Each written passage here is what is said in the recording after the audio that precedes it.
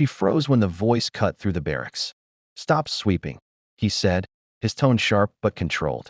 "Show me." Every head turned. Dust hovered in the air like suspended judgment, sunlight slicing through the blinds to reveal motes. Dancing above the cold concrete floor. The girl with the broom, her hair tucked into a plain bun, her uniform faded from too many washes, stood still. Her hands trembled slightly, but her eyes didn't waver. She wasn't supposed to be noticed. She was just the janitor. Only a week ago, she had been told to keep her head down, to do her job and stay invisible. But invisibility had a weight of its own. It pressed on her shoulders each day as she swept floors that weren't hers. To walk proudly on, floors that once belonged to her brother, a Navy SEAL who never came home. Her backstory wasn't visible to the men who watched her now. They didn't know how she'd memorized the sound of her brother's boots hitting the porch, how she'd stood in the rain the day they folded the flag and handed it to her mother. They didn't know she still woke up at 4 a.m.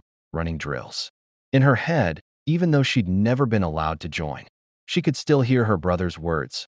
Honor doesn't need a uniform. And yet here she was, sweeping where heroes trained, treated like she didn't belong.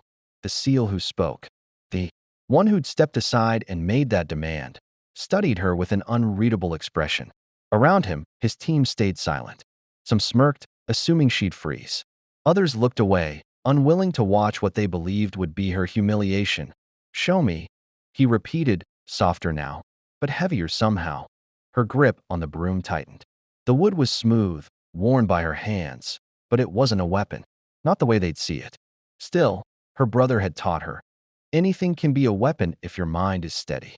Slowly, deliberately, she flipped the broom, held it like a staff, and planted her feet. The room shifted. Laughter died. Air thickened. Even those who doubted felt it. An undercurrent of precision, of someone who wasn't guessing what she was doing. Her first move was clean, practiced. A fluid arc cut through the air, ending in a stance that mirrored a maneuver SEALs recognized instantly. Then another, and another. Each swing and pivot told a story. Of mornings spent training alone, of grief carved into discipline, of silent promises kept. The smirks vanished by the time she stilled. The broom's tip hovered an inch from the floor, steady as steel. Her breathing was calm, her eyes clear. She didn't say a word. The SEAL stepped forward, and for the first time, his voice carried warmth. "Honor," he said quietly, "doesn't always need a uniform." 3 words followed him as he turned to his team. "Stand for her." And they did.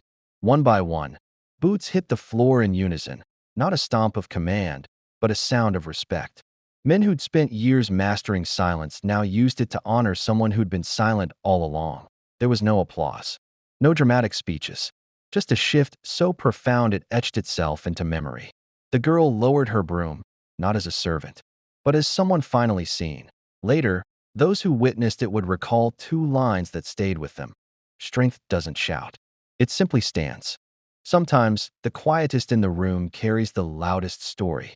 As she walked out of the barracks, the sunlight hit her face, and for the first time, she didn't look like someone trying to disappear.